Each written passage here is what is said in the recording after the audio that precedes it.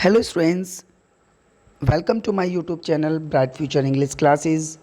और आज इस वीडियो में हम पढ़ेंगे सीबीएसई 12th क्लास इंग्लिश की बुक फ्लेमिंगो का चैप्टर द रैट ट्रैप, जिसे लिखा है सल्मा लेगरलॉफ ने। ये कहानी एक पैडलर की कहानी है। एक ऐसा पैडलर जो पूरा दिन इधर उधर घूमकर रेड ट्रैप्स बेचा करता था, यानी कि चूहेदानी बेचा करता था। वैसे उसका जो ये बिज़नेस था रेड ट्रैप्स का, ये बिल्कुल भी प्रॉफिटेबल नहीं था। इसीलिए पैडलर को अपनी जीविका चलाने के लिए कभी कभी भीख भी मांगनी पड़ती थी और कभी कभी छोटी मोटी चोरी भी करनी पड़ती थी। और उसके जो कपड़े होते थे वो हमेशा फटे पुराने रहते थे, और उसके जो गाल थे वो अंदर को धंसे हुए थे, और उसकी आंखें बिल्कुल हंगरी थी।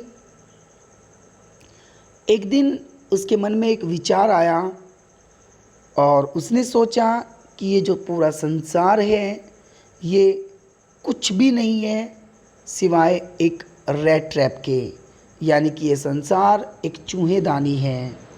और इस संसार में जितनी भी धन संपदा है, जितनी भी खुशियां हैं, ये सारे क्या हैं? बेट्स। बेट्स यानी कि लालच हैं, जिनके चक्कर में पड़कर हम इस रैट ट्रैप में फंस जाते हैं। एक दिन वो पैडलर पूरा दिन अपने रेड ट्रैप्स बेच रहा था, और शाम को वो जब घर वापस आ रहा था, वैसे तो उसका एक भी रेड ट्रैप नहीं बिका था, तो शाम को वो काफ़ी भूखा भी था और थका हुआ भी था। उसे खाना भी चाहिए था और साथ ही साथ उसको ठहरने के लिए शरण चाहिए थी, यानी कि शेल्टर चाहिए था। तो उसे दूर एक कॉटेज दिखाई दी और वहाँ पर वो गया और उसने दरवाजे को खटखटाया, और उस कॉटेज में से एक बूढ़ा व्यक्ति बाहर निकल कर आया। तब पैडलर ने उस बूढ़े व्यक्ति से कहा कि मुझे आपके घर में शेल्टर चाहिए। तब वह बूढ़ा व्यक्ति, जो कि उस घर में बिल्कुल अकेला रहता था, ये सुनकर खुश हुआ, क्योंकि उसे कम से कम रात के लिए, रात बिताने के लिए कोई दूसरा व्यक्ति तो मिला जिसके साथ वो बातें कर सके, अपना दुख दर्द बांट सके। अब उस बूढ़े व्यक्ति ने अपने गेस्ट को, यानी कि पैडलर को, खाना भी खिलवाया और अपने यहाँ उसको सोने के लिए जगह भी दी। फिर सोने तक दोनों ने एक जो कार्ड्स का गेम होता है मैजोलिस, वो उन्होंने खेला। और सोने से पहले जो वो ओल्ड मैन था वो अपनी जगह से उठा और विंडो के पास गया, और विंडो के पास ही एक खूंटी पर एक लेदर पॉच, यानी कि एक लेदर का थैला टंगा हुआ था। उसने वहाँ से पैडलर के सामने ही उसको वहाँ से उतारा और उसमें से 3 रिंकल्ड, मुसे हुए 10 क्रोनर्स के नोट निकाले, यानी कि 30 क्रोनर्स के नोट उसने वहाँ से निकाले, जो कि उसे दूध बेचकर, क्योंकि उसके पास एक गाय थी और वो उसी का दूध बेचता था जो वहाँ से प्राप्त हुए थे, उसने वो अपने गेस्ट यानी कि पैडलर को भी दिखाए। और फिर दोबारा से उसने उन नोटों को उसी पोच में रखकर वहीं पर टांग दिया। अब दोनों के दोनों सो गए। अगले दिन दोनों ने उस घर को एक साथ छोड़ा। अब पैडलर जो है वो अपने रास्ते गया, और जो बूढ़ा आदमी था वो अपने काम पर अपने रास्ते गया।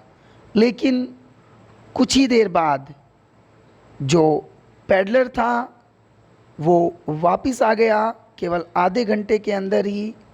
और आकर उसने विंडो के शीशे को तोड़ दिया।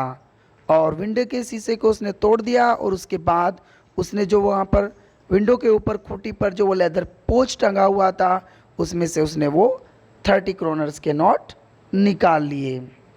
और उसके बाद वह मेन रोड से नहीं गया क्योंकि कहीं ऐसा ना हो कि वो पकड़ा जाए, और उसने फॉरेस्ट का रास्ता चुना। अब जंगल में वो खो गया, यानी कि रास्ता भटक गया।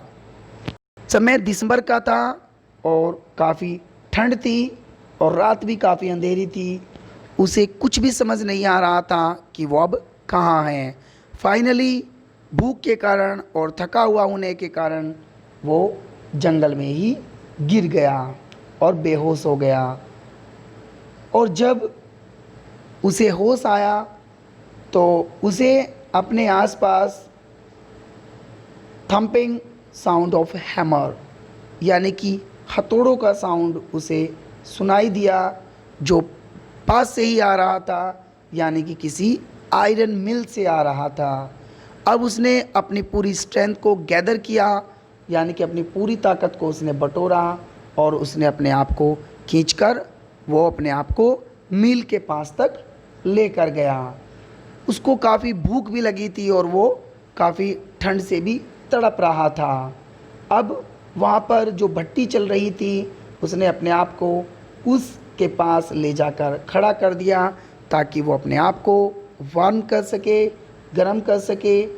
जो आयरन मास्टर था वो अपनी यूजुअली जो नाइट ट्रिप थी उसकी, वो वहाँ पर इंस्पेक्शन के लिए आया करता था। वो हमेशा की तरह वहाँ पर आया और जैसे ही उसकी नज़र उस पैडलर पर पड़ी तो वो थोड़ा कंफ्यूज हो गया और एक धोखा भी वो खा गया। उसने सोचा कि पैडलर जो है उसका पुराना मित्र है जो कि उसी के रेजिडेंटल था, यानी कि वे एक ही रेजिडेंट में काम करते थे। अब उसने उसको नील्स ओलोफ समझ लिया और एकदम से उसने कहा, ओ यू आर, यानी कि नील्स ओलोफ तुम, हाउ डू यू लुक, अरे तुम कैसे दिखने लगे, तुम्हारी हालत तो बहुत ही गंभीर हो गई है, बहुत ही मिजरेबल हो गई है। उसने उसे अपना साथी नील्स ओलोफ समझ लिया, लेकिन पैडलर ने तो कभी भी आज से पहले आयरन मास्टर को नहीं देखा था, यहाँ तक कि वह उसका नाम तक भी नहीं जानता था। लेकिन पैडलर उसकी बात सुनता रहा, उसने खुद कुछ नहीं कहा। अब उसने आशा की कि शायद आयरन मास्टर से उसे कुछ हेल्प मिल जाए या कुछ क्रोनर्स के नोट मिल जाए। आयरन मास्टर ने उस पैडलर को अपने मैनर हाउस, यानी कि अपने घर, अपने मकान पर उसको इनवाइट किया। लेकिन पैडलर जो है वो ये समझ रहा था कि कहीं ऐसा ना हो कि मैं अपने आप ही शेर की मांद में फंस जाऊं।